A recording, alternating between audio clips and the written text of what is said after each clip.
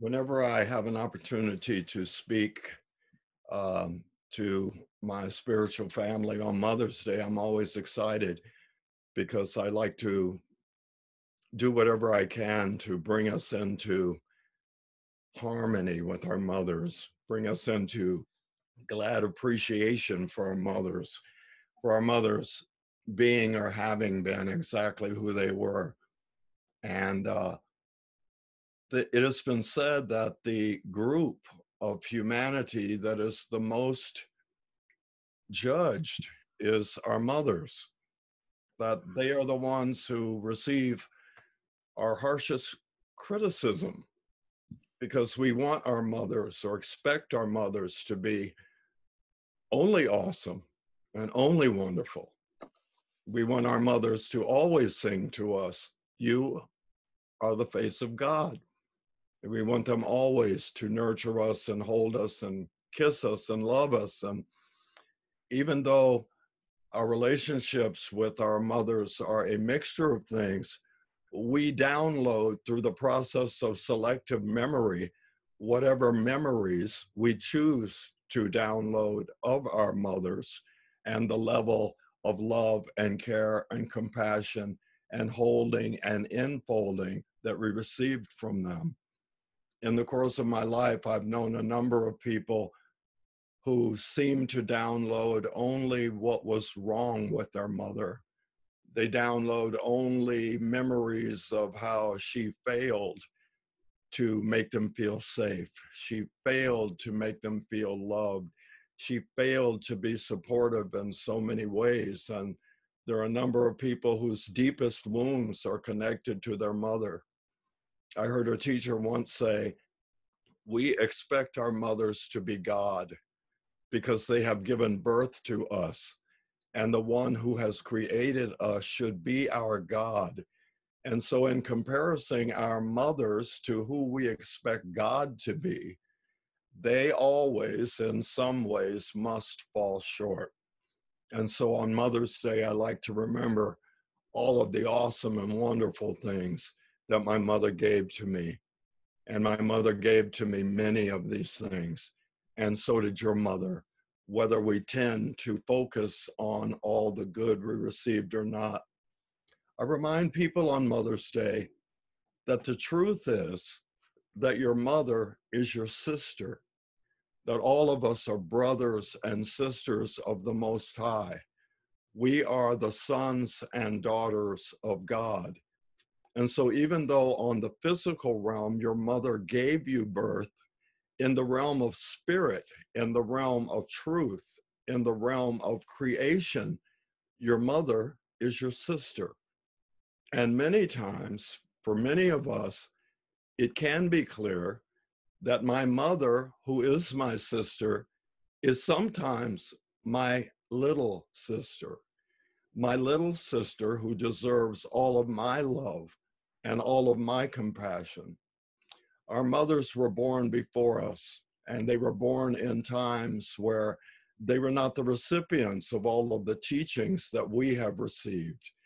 Our mothers didn't grow up with Dr. Phil, and they didn't grow up with Oprah Winfrey, and they didn't grow up with a multitude of teachers who have told us how to be more effective with our parenting skills. So they did the best they could, or are doing still the best that they can. And it is always beneficial to us to just have more and more compassion and love for them for doing the very best they could, given who they were, given the circumstances, and given the level of consciousness with they were operating out of. And so I think of my mom as my mom, but I also, for many years, knew my mom as my little sister. And I knew that it was my job to protect her. And it was my job to download from my particular field of selective memory all of the blessings that I received from her. We all just heard the daily word, and that scripture talks about the nurturing and the love that we get from our mothers. And I know that there are many people who say, Well, I don't remember receiving a lot of that. That description from the scripture does not describe my experience of my mother. But I must tell you that in some way it does. And I ask us to download from the field of selective memory any blessings we remember receiving from our mother. Any times she held us, any times she encouraged us, any time she protected us, any moment she affirmed us, because she deserves us to remember her as someone who did or is doing the very best she can. Our mother's job, our physical mother's job, our maternal mother's job on this planet was to bring us into physical reality, was to give us birth as the person living the life we're living. One thing that our being here is proof of is that our mother held us safely in her womb. The word man means manifestation.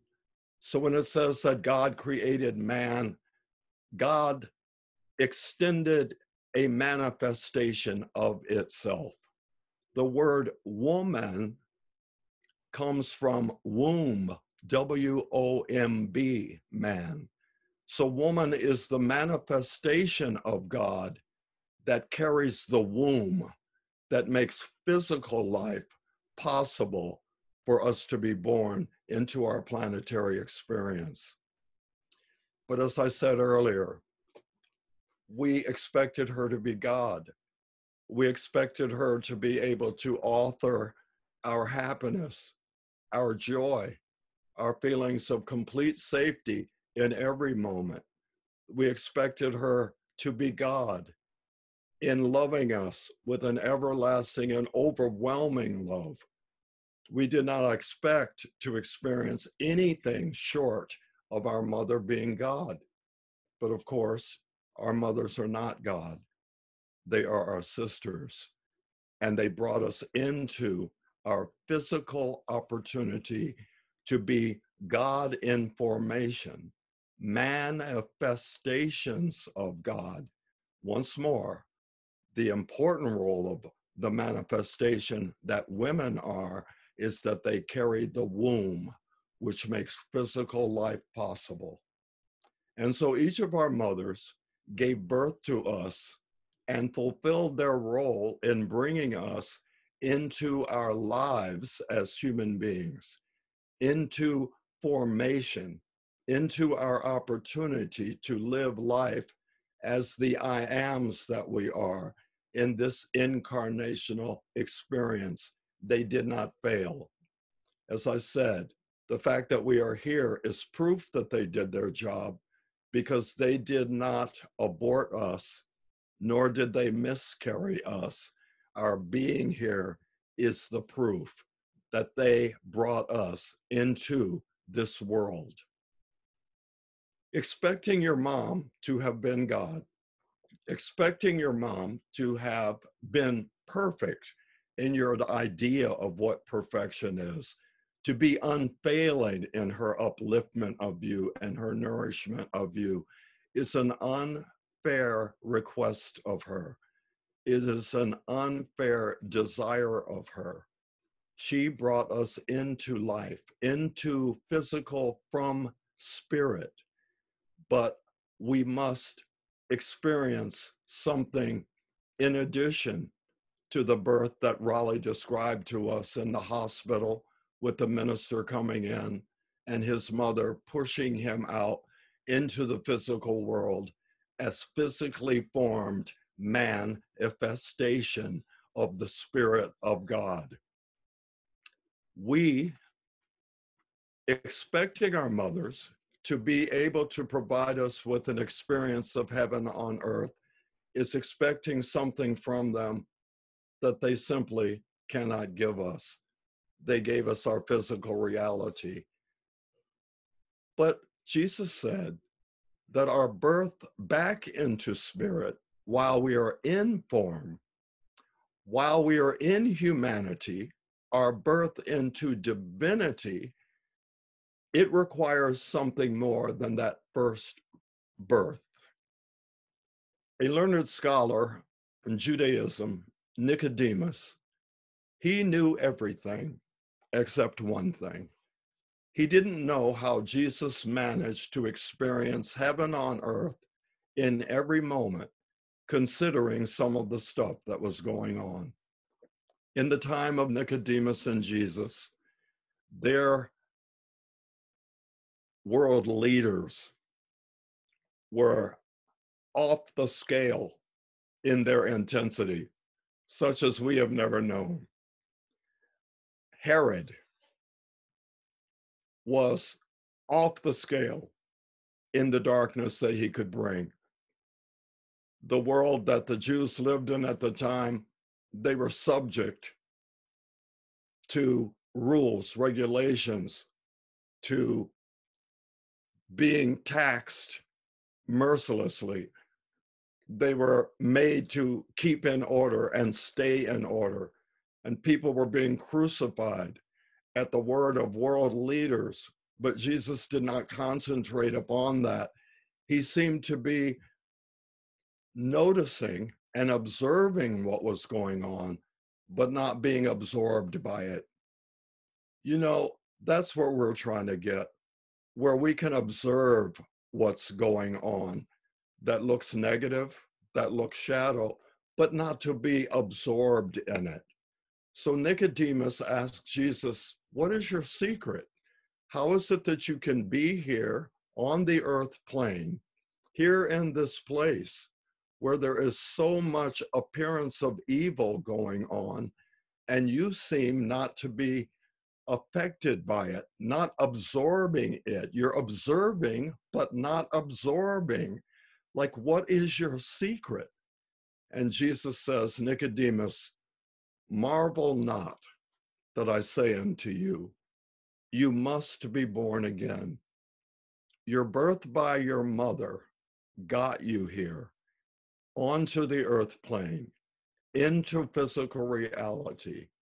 You were pure spirit, connected completely with all that is, and you wanted an opportunity to be personalized God, living here on the plane.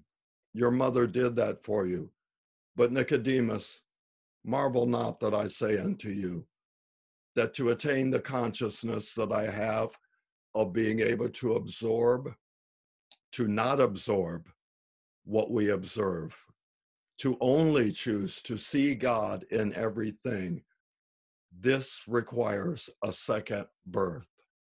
Nicodemus, in order to experience heaven on earth, in order to experience your divinity, your divine self, your eternal self, your immortal self, as yourself, you must be born again.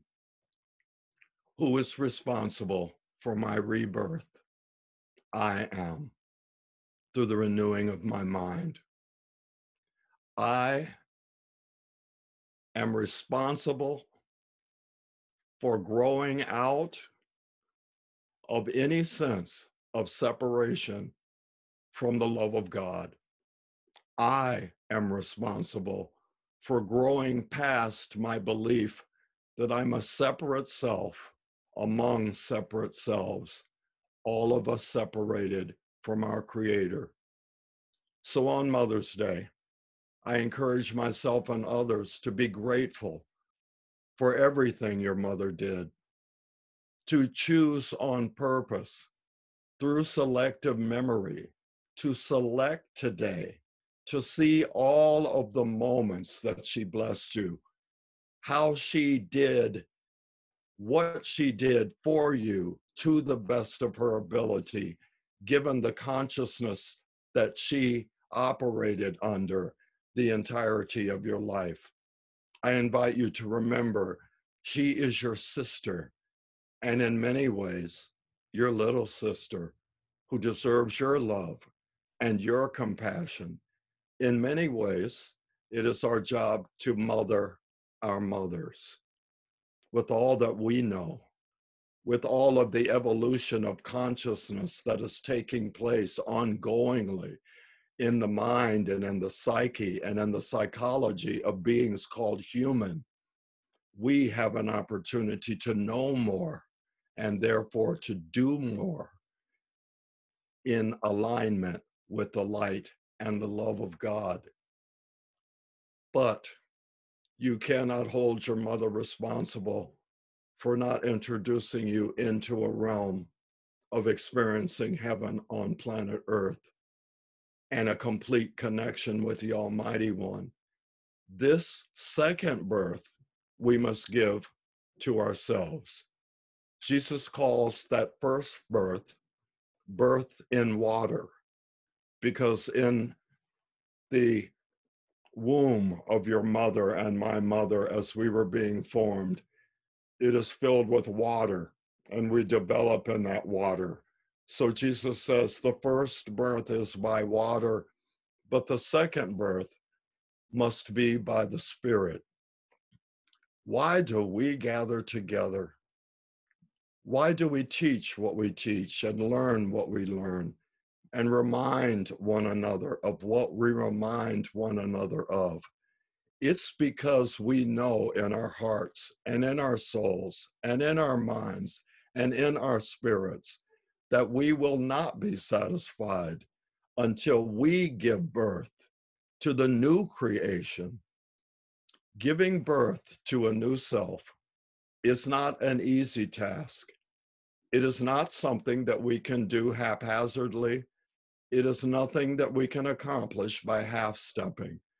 This is something we must wed ourselves to, that we must devote all of our heart, souls, mind, and strength to, giving birth to the spiritual being that we were, are, and will always be. When I know that my mother is not responsible for my happiness and that I am, I can let her off the hook. I can acknowledge her. I can bow to her. I can say namaste to her.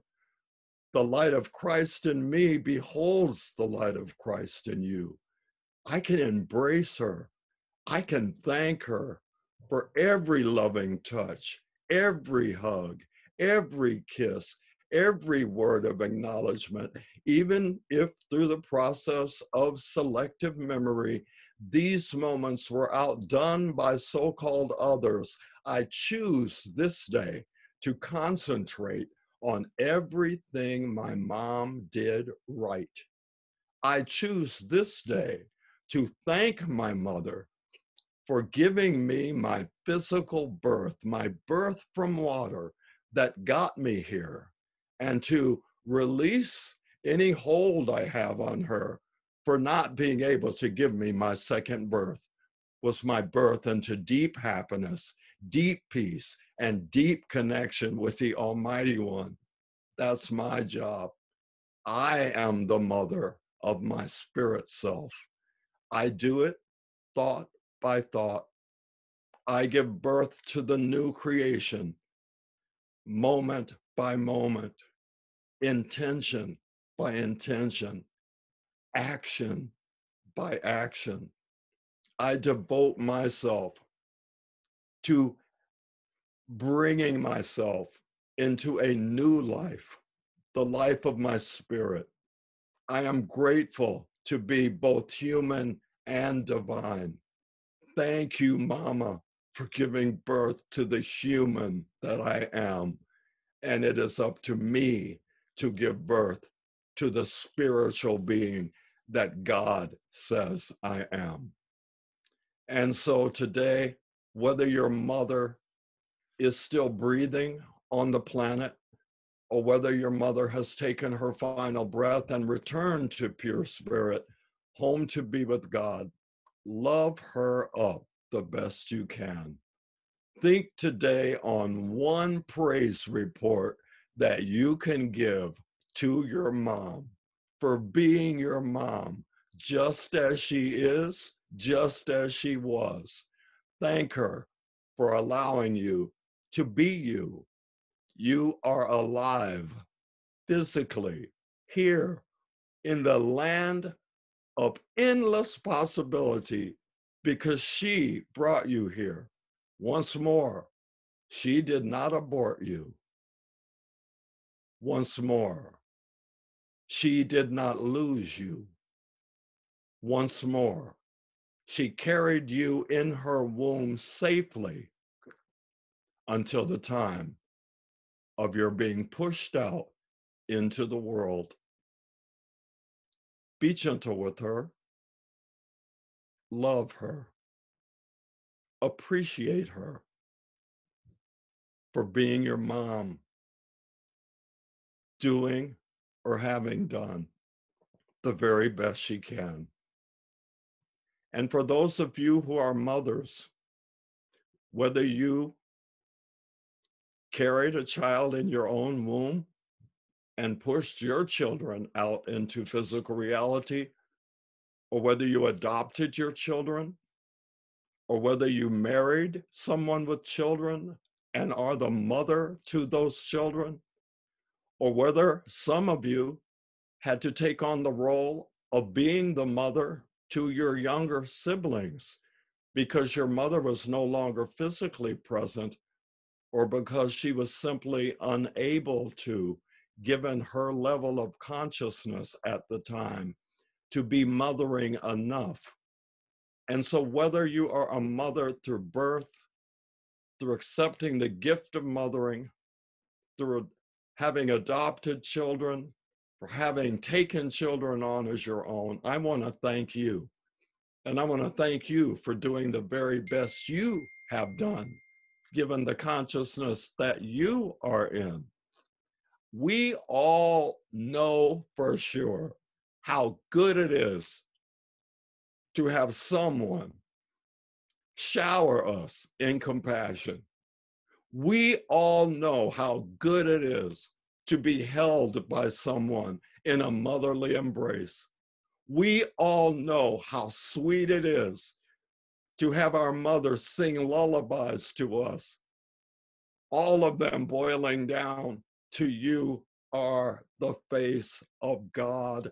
I hold you in my heart. You are a part of me."